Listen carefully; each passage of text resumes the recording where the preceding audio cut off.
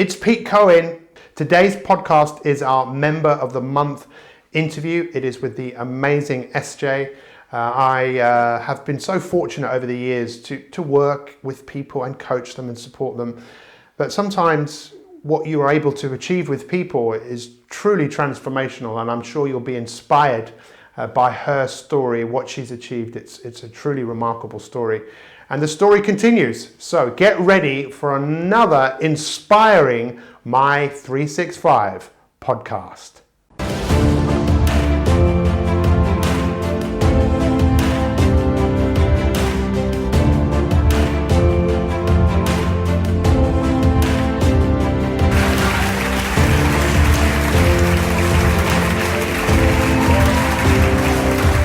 It's our Member of the Month for September, and our Member of the Month is SJ. SJ, how are you? I'm awesome, thank you, Pete. Really, really well. Thank you so much. So I'd love to start off by asking the question, when I told you that we wanted you to be our Member of the Month, how did you initially feel? Surprised. I think we all go through, I can't speak for others, but I went through the emotions about why me? There's so many awesome people in the group, why me? Yeah. Getting there and doing extraordinary things, so why not? Well, you're someone who I've had the great fortune just to watch and observe, and it's always great. You know, this whole coaching thing it's a two-way process, and for years I coached people by actually seeing them, and then with technology I was able to use Facebook and start coaching people, but I'd only ever met you. We've met twice now. Twice. This is the third time. It is indeed, yes. And I've watched your journey, and it's been truly inspirational to see Amazing. just your journey. Tell us a little bit about what you've achieved. Well, I've been with Mi365 Elite for about 18 months now. I've lost about 2 stone in weight. Wow. I've found an inner confidence that I didn't have before. I've changed jobs, I've been promoted, and I feel like I can take on the world now, really. My relationships have been great. So we've had some family difficulties, and I've been able to cruise through those, not cruise through them, but just sort of deal with them in a much more effective way, so that doesn't affect my health and Yes. all that kind of thing. So for me, it's important to keep the balance in life, because I've got a very busy life. I do a lot. And for me, it's really important to be happy and healthy every day, and that's what I set out to be, and that's what I've achieved. Wow. So I think one of the things that you said there really stood out for me, and that's about inner confidence. What does that mean to be confident to you? I guess if you've never had a confidence issue, it's a bit of a weird thing to describe. So Yes. I've always been outwardly, everyone thinks I'm confident and bubbly and very active. Inside, I had a lot of conflict. So it's about addressing that conflict and where that conflict comes from through lots of experiences through my life. So I've had a lot of, I would say I've had an interesting path in life, really. And I've made life quite difficult for myself at times, because I've never trodden the path that other people expect me to. In terms of other people, they think that I'm a bit odd, which is fine. And I always felt that pressure. Yes, in almost like it was wrong to be odd, but Yes. part of you wanted to be odd, Yes. but another part. It's fascinating. I've always been a rebel, always. But it's interesting, that whole thing, because if you really think about it, we're all unique. We're all different. We're all a bit weird, but we all try and conform to be like everybody else. So what is normal, though? Yes. So what was normal to you before? So what it sounds like what was normal to you before was wanting to be different, having a desire to be different, but a part of you was maybe thinking, well, maybe I shouldn't. Maybe I should be like everybody else. And is that one of the biggest differences now for you, is that you're less concerned about fitting in and more interested in just being who you truly are? Yes, I think it is. I think I was brought up in a very upper working class environment. My mum and dad worked really hard for what they had. They had very high views and very perfectionist, very controlling behaviour, both of themselves and of me as a child. And I think I always wanted to just be me and just do what I wanted to do, but they would, no, you must do this, you must do that, this is where you're going to university, you're going to do this, you're going to do that. And it was almost taken out of my control. They disempowered me a lot when I was a child. And because I had a very strong rebel streak and there were things that happened to me when I was younger that actually gave me the experience of saying that's not the only way. Yes. I wanted to come away from that. But I did it in a very angry way to start with, and a very rebellious way, or they thought was rebellious. They were very they were very much worried about what other people thought. So it was all about pleasing the neighbours, making sure the neighbours were happy, having an immaculate house, having an immaculate garden. So that's what mattered to them. It's fascinating, that, isn't it? Because that happens to, I think, so many of us. Yeah, I think it's a generational thing as well. I think it is. I don't know whether that is so prevalent today. I don't know, but the fact is, us of a certain age, I think our parents often wanted us to do what they thought was best, or what was best for them, so they could show us off to their neighbours. Exactly. And it's really great to hear you talk so openly about that conflict that was within you. And I think everyone is really at conflict, but it's how we find peace in ourselves. And is that something you've started to do? You've kind of made peace with yourself and. Yeah. So I see myself as kind of a corporate hippie now. So I've got a corporate life. I have to be very professional. I have to be a certain person at work. But also I've embraced my hippie side, if you like, and actually I really enjoy her now. I don't have to suppress her anymore to be this corporate person. But the joy of that now is I can actually be myself in both worlds. Yeah. Rather than say that I don't fit in either world, I can actually be myself across both worlds, and indeed bring the joy and experience of each world into each other. Yes. So it's about being that connector. So we know that for so many of us, trying to fit into the world is challenging enough, right? So when you're really young, we get to that age, I think, where we think, well, we become a bit conscious, self-conscious. Am I doing the right thing? Who do I hang out with? What do I do? Do I smoke? Do I listen? What music do I listen to? What clothes do I wear? And we kind of fit in. And I think it feels quite uncomfortable. Definitely felt uncomfortable for me. And all the people I've spoken to, I think for many of them, it felt really uncomfortable as we try and conform to something that we didn't really come up with that idea. Yeah. And can you relate to that? And did you kind of get to the point of, it's hard work, right? It is. And I think there's a big generational gap between myself and my sister, let alone myself and my parents. So I was the youngest child. Yes. My sister's 11 years older than me. So what was necessarily right when they brought up my sister wasn't necessarily right 11 years later for myself. So I lived in a very different world to my sister, and I grew up very differently. So the experiences that all my peers were having, if they had a bit more liberal parenting, for example, or younger parents, actually they were out doing all these things. So I could see that as a different way to live. But I was very much in that, no, you must sit down, you must study, you must go to university, do your A-levels, go to university, you've got the brains, you really need to work them, and all that kind of thing. And I just felt like they'd mapped my life out for me. And every time I tried to challenge that or tried to do something different, I was told that I was very much disempowered from that thought. Yes. So But deep down inside you, there was always a longing and a desire to do something different. And what does that mean, to do something different? What is it that you feel that you... One of the things we talk about a lot is about people finding their purpose. What is it that you were put on this life to do? And I know one of the things I've said a lot, which is, what's the meaning of your life? I love to say, well, it's the meaning that you choose to give it, because it's your life. Tell me a little bit about what you feel the purpose of your life actually is, what you feel you're here to do. So I think through the Mi365 process, I think I've worked that out.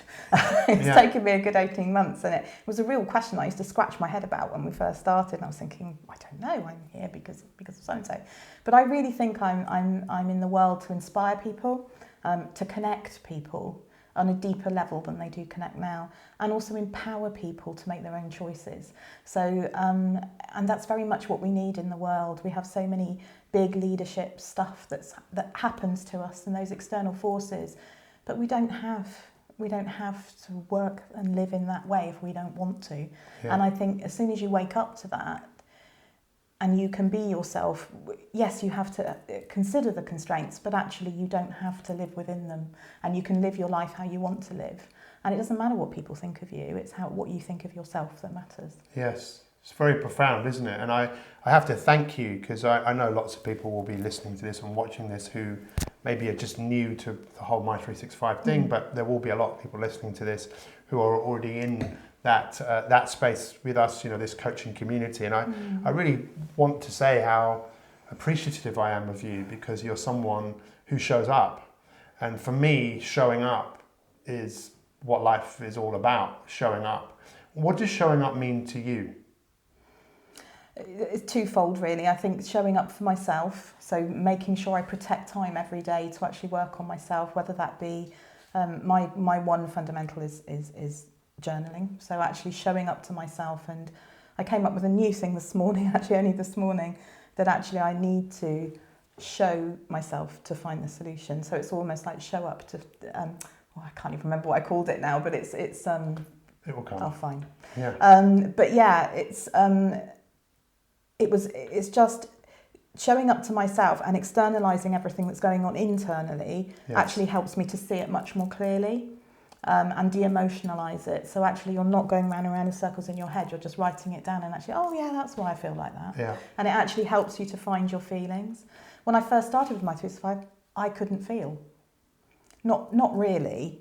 There were certain things I could feel good about, like my husband and, my relationships, but things, I used to suppress everything with food, which I don't anymore. So. And what were you suppressing? Do you think? Oh, I don't know. Lots of different things, I think. There's lots of stuff. I'm very afraid of anger.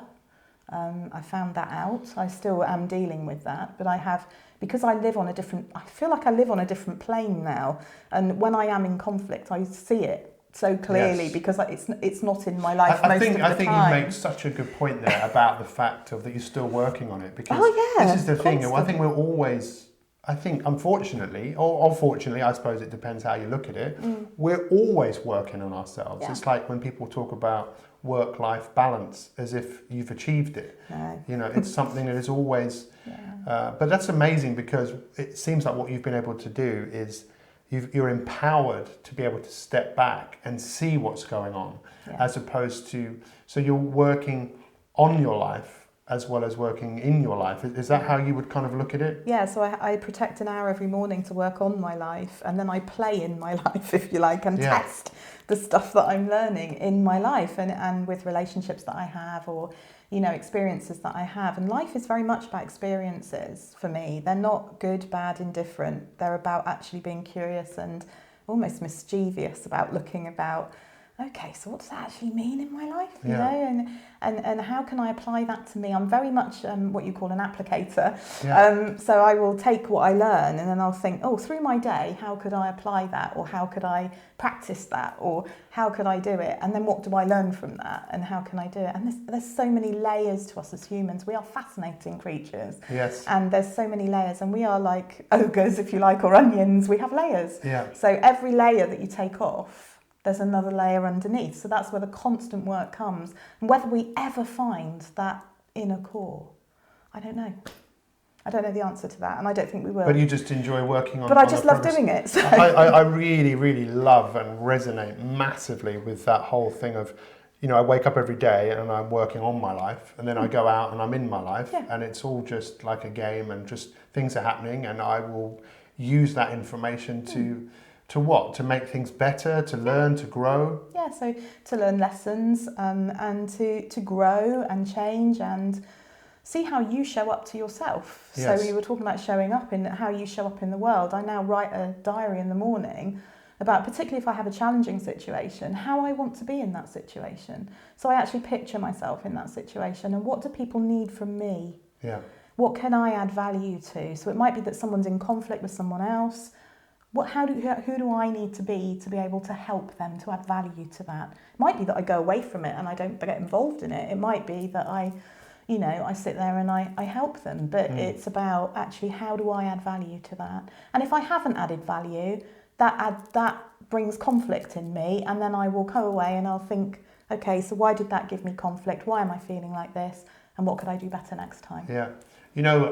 When you talk to like famous people or celebrities or sports people who have achieved things, I think sometimes we get inspired by listening to those people. But the reality is, for most of us, we are not going to do that. We're going to live a life like the life that you're living, the life I'm living, which is just looking to get by, looking to make a difference. And you're what I would call like a modern day hero, someone who, well, we know what the word hero means, right? It's the protector, but you're looking to the Greek word, heros, protector.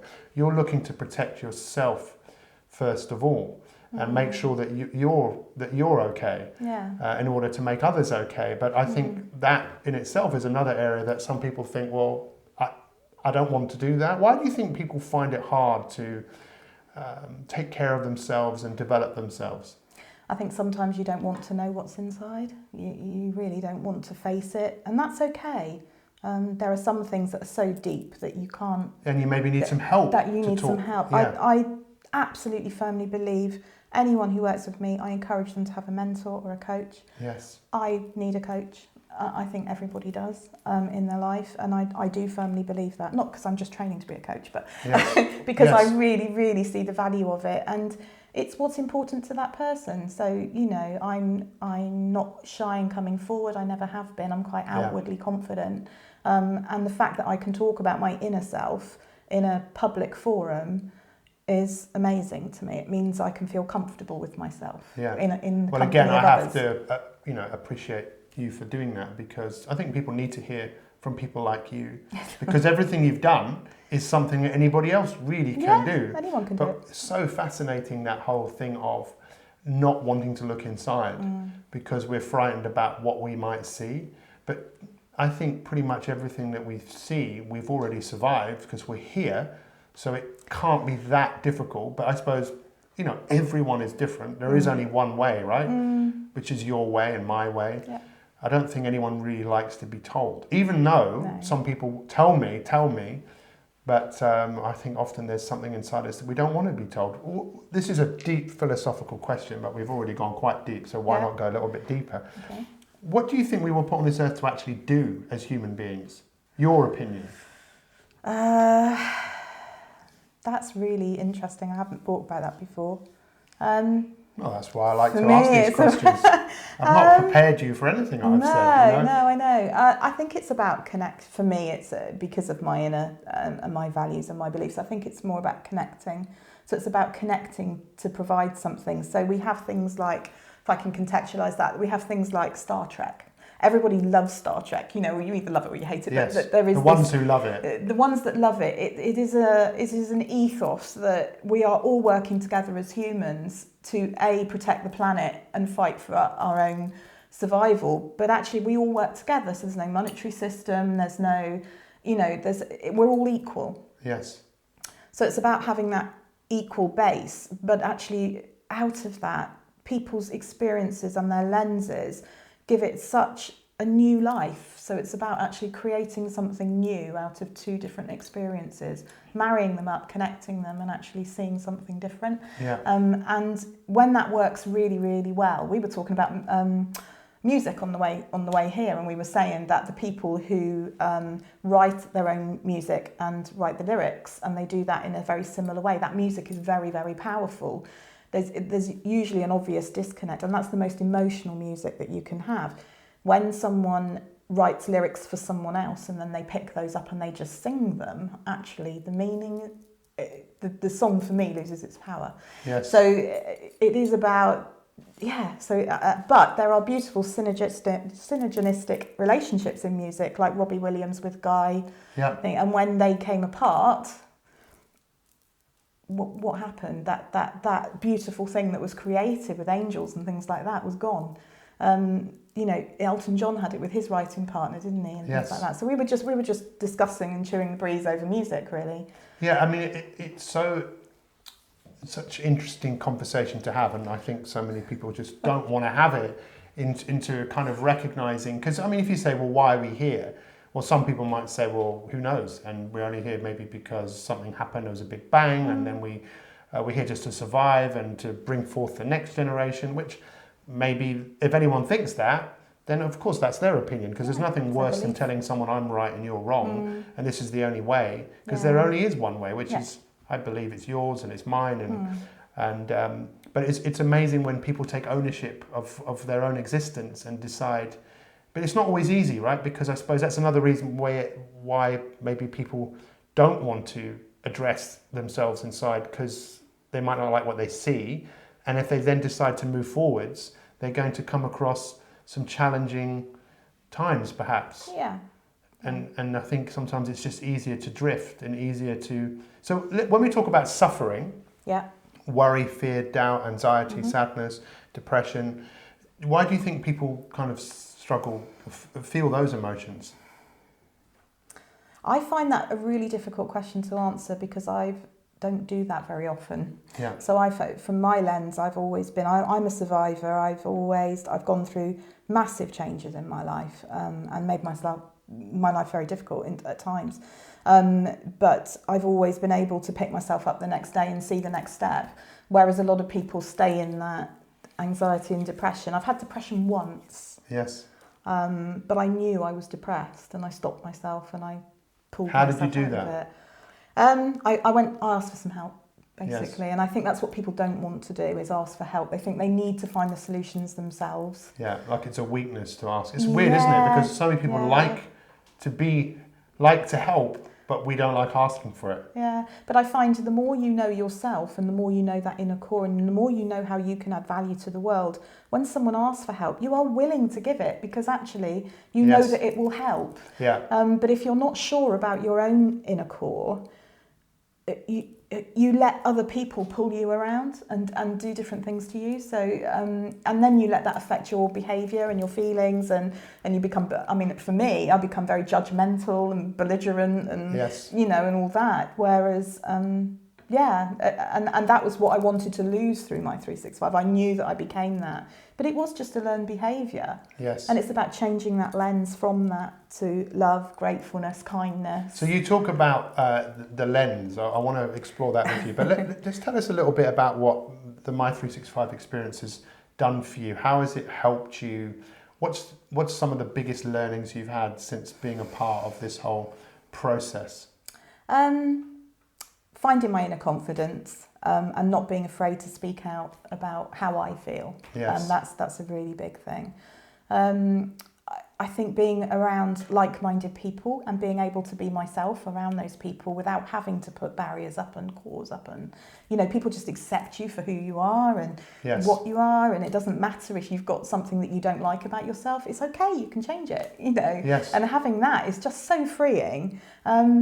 But you learn from that. You learn from changing yourself, and again, seeing things differently, really. Yeah. So because you've made some pretty big friendships with people through Mi365, people that you didn't even know before, right? No, that's right. What's that been like? Oh, it's been awesome. So one lady came down to actually stay with us a couple of months ago. And we have just bonded so much, and it was amazing. It was just an amazing experience, and to be with the same type of mindset, but very different as well. Yeah. So we are very different. We're chalk and cheese, but actually because we have the same mindset, the same the mindset growth. That was the key thing. I think when you're around people that want to grow, you grow more. It's such a simple concept, and I think. Who is it that once said we are the sum of the 5 people we spend most time with? I think it might have been Stephen Covey or Napoleon Hill. It's so true, though. So of all the masterclasses that how many of those masterclasses have you done? Nearly all of them. So I set myself a challenge at the summit last year to finish them all, and I'm halfway through habits now, and I've just got movement to do, and then I've done a lot. So wow, you're going to be one of the first people to graduate from all of them, because it is a bit of hard work and it is a bit of dedication. But you've managed to do that by What, giving yourself like an hour a day? Yeah, so I give myself an hour in the morning to do my rituals. So that's movement, making sure I've got the right nutrition in my day, and journaling. And then the next half an hour I always give myself for growth. So that might be listening to a broadcast from yourself, it might be doing a bit of a masterclass, it might be reading a book, it might be doing something. But I just give myself that protected learning time, because learning is really important to me. And actually, if you don't learn from external forces, then actually you will always be who you always are. And I want to grow. So it's about actually learning from the outer world, yes, and bringing it into your inner world, and examining it, and then saying, no, that's not right for me, but actually that is, I like that. Yes. And of all the masterclasses, which is the one that's is there any one that's really stood out for you? I think right at the beginning, I did the confidence one, because that's what I really needed to work on. So that really did help me, but all of them have added value. And I think as soon as you know what you want to do, so as soon as you've got that future in front of you and you know who you are and you know where you want to go, all of it makes sense. And then what it does is it just all gels together. So it doesn't matter what masterclass you're doing, you attach it to what you're trying to do, what you're trying to achieve. Yes.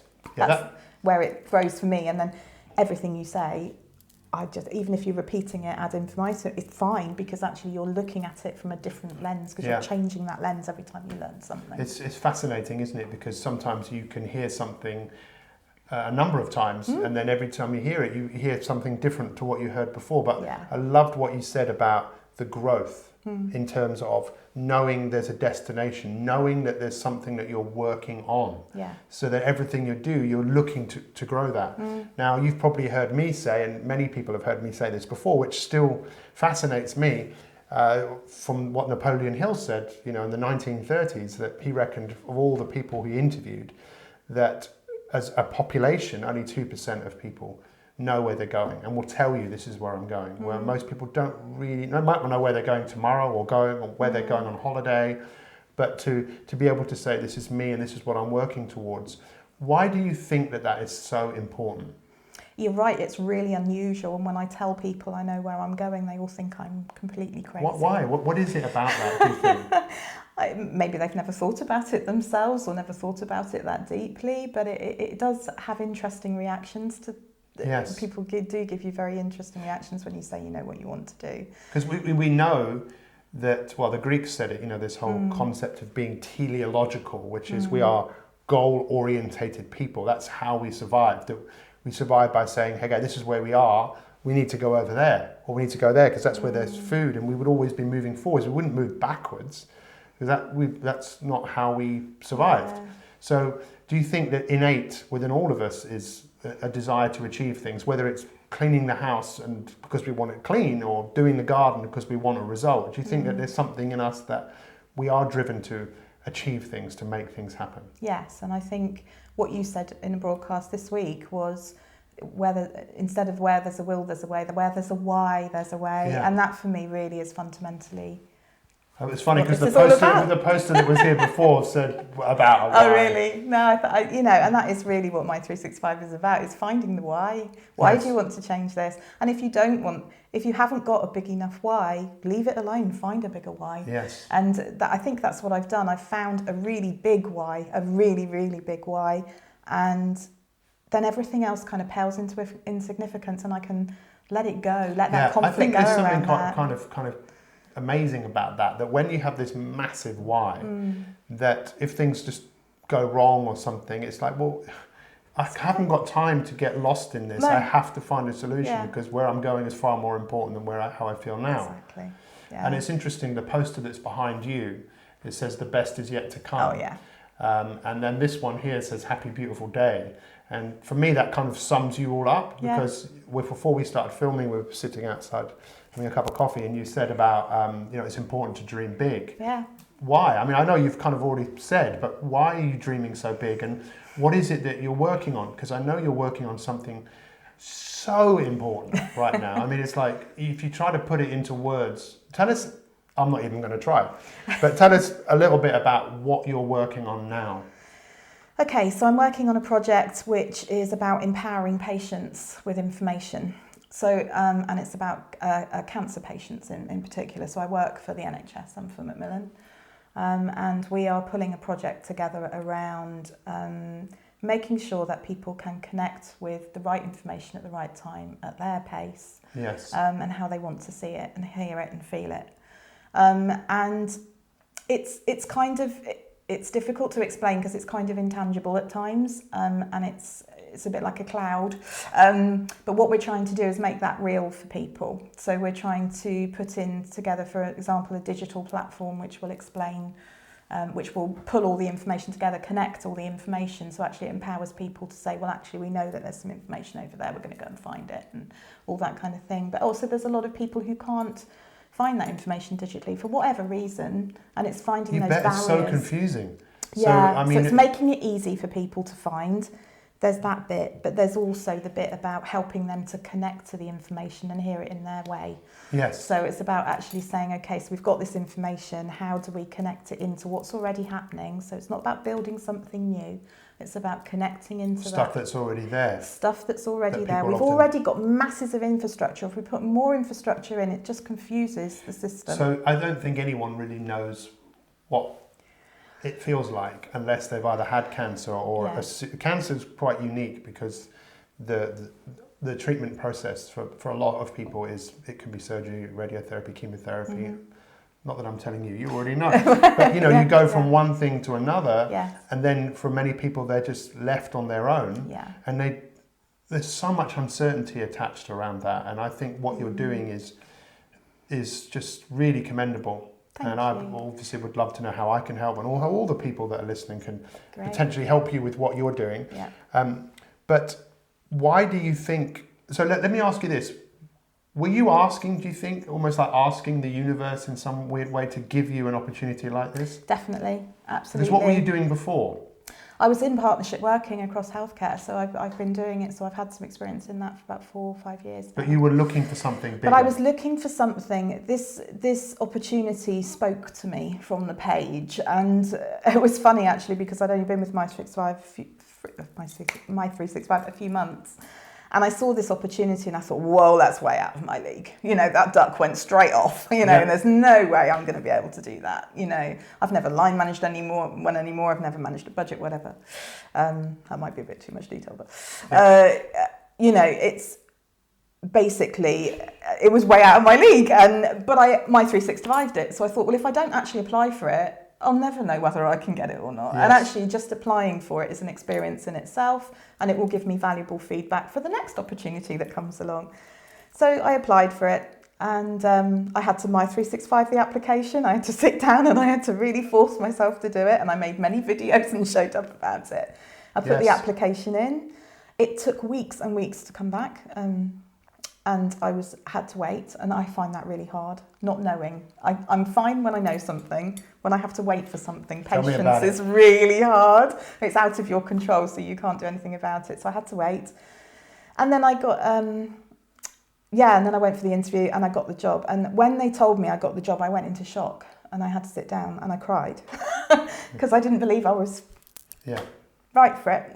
I knew I was right for it, but I didn't know. Well, that's still that inner conflict that was still there. It's always going to be there, and it's always going to be there. And you know, it still emotionalises me, but I don't mind crying now. And I've just literally taken each day as it comes, and what has emerged is just phenomenal. And I've got a clear vision of what I think will work.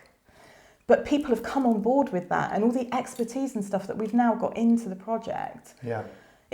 I think if we can achieve only 80% of what we set out to do, it will make a massive difference to the landscape of information. Yeah. Well, it's another such a great thing where you help people, and then those people go on to. Yes. It's empowering them to be able to change. Well, actually, I don't know whether you've seen, but behind where we're filming, there's a couple of pictures of my coach, who for 16 years of my life helped me in ways which, you know, you couldn't even put into words, and to be able to pay it forwards. Yeah. Why do you think it's important to pay it forwards if there are words to describe that? The funny thing is, if you feel that you add value and you know where you add value, paying it forwards is just such a gift, and it's a gift to you because actually you know that you add value and you know that you're doing something worthwhile, so it makes you feel good. And it makes that person feel good as well, because they're able to take this thing and think, wow, I didn't think of it like that before. Or no, that really makes sense to me. Let's move that forward. And they Yes. will do it in a completely different way to what you would do it. But as long as the outcome is empowering the patient, Yes. that's the outcome. Yeah. You know, and it doesn't matter how we do it. It's the outcome of making sure those patients can connect with the information in the ways that they need it to. Yes. And that's the outcome. And just being kind, you Yeah. know. So I just want to thank you so much. Let's just finish off by me asking you, what would you say to people that are considering working with Mi365? Why should someone do it? Oh, I think if you've got the slightest interest or you've got a problem or anything that you need to change, if you want to change anything in your life, Mi365 is the answer. It really is. You will do it in your own way. Yes. You will take the tools and the techniques and you can examine them, pick them up, put them down, take what's valuable to you and leave the rest. And it's just mind-blowing what can be achieved. And we're now seeing in the community that everyone's, you know, you can see people flourishing. Yes. And actually when you see others flourishing as well, it's just amazing. It really is. So actually when this goes out, which I think is not next week, it's the week after, which is brilliant because it means people will be hearing this, and the week of the summit, which is our third summit, of which you'll be at as well. I certainly will. So we'll be getting you out in front of everyone, if that's okay. Yeah, that's fine. Try to keep me away. Yeah. But thank you so much for being on this journey. You know, you are the reason that I get up every day, is to inspire people just like you who want to go on and inspire others. So I'm excited to see where this future goes, especially with the work that you're doing, because there really is a massive need for that. There is. So thank you for being here today, and thank you for being our member of the month. If you're inspired by SJ as much as I am, please leave a comment, please share this. I think the more people hear stories like this is a real story. This isn't EastEnders. This really happened. You know, this is happening. And I appreciate being able to share your story with people from all over the place. So thank you. Thank you. We'll see you next time for another Mi365 podcast. Take care and have a happy, beautiful day.